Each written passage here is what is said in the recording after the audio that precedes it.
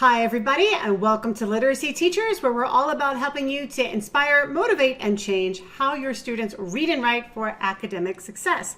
I'm Lee Hall, and in this video we're going to be talking about why the English teacher isn't the one who is solely responsible for reading instruction. Now, there's this common belief at the middle and high school level that if any reading instruction needs to be done, it should be handled by the English teacher, all right?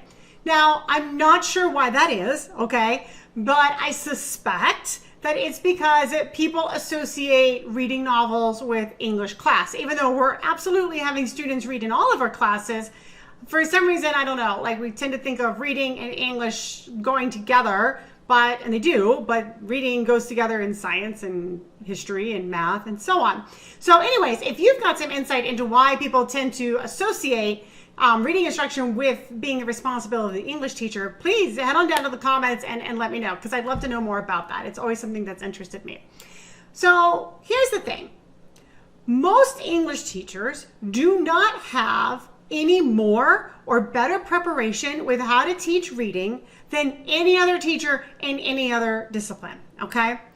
Most teachers, most middle and high school teachers get a content area reading class when they're going through their undergraduate teacher preparation, or if they're getting an MAT. They probably get one class in how to teach reading, and writing may or may not be addressed in that, and if it is, it's probably very minimal, but we'll just focus on reading for this. So they might at best get one class where they're going to learn some generic approaches about teaching reading. When I say generic, I mean things that like an English teacher could use, but also a science teacher could use, a history teacher could use, a math teacher could use. And in this class that they take, they're going to have teachers from all these different disciplines. So it's not like it's a class for English teachers on how to teach reading in the discipline of English, or a class for history teachers on how to teach reading in the discipline of history. It's just like, here's how we teach reading.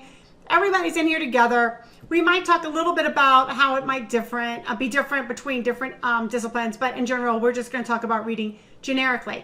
And to a certain extent, that's okay. We do need that information, but there are very specific and nuanced ways in which we need to teach reading in English, in math, in science, and in social studies. So learning generic ways is great, but it is not enough to be we're prepared to teach reading, no matter what discipline you're in, okay? And no matter how great that class might be, right? It's just not enough, all right?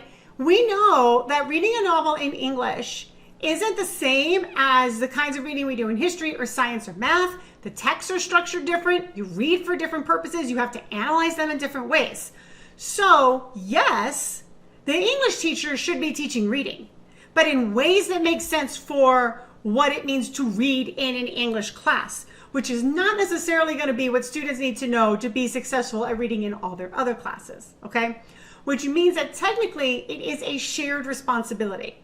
But I want to go back to what I said at the beginning, which is that most teacher prep programs do not provide teachers with the knowledge that they need, right, to do this well, which makes a very vicious cycle here where, you know, we want our students to improve, but we don't have all the information, all the resources that we need to make it happen, okay? So keep watching, head down to the comments, let me know about specific questions that you have about teaching reading, you know, regardless of what age you teach, what discipline you teach, etc. I would love to hear them so I can address them on this channel.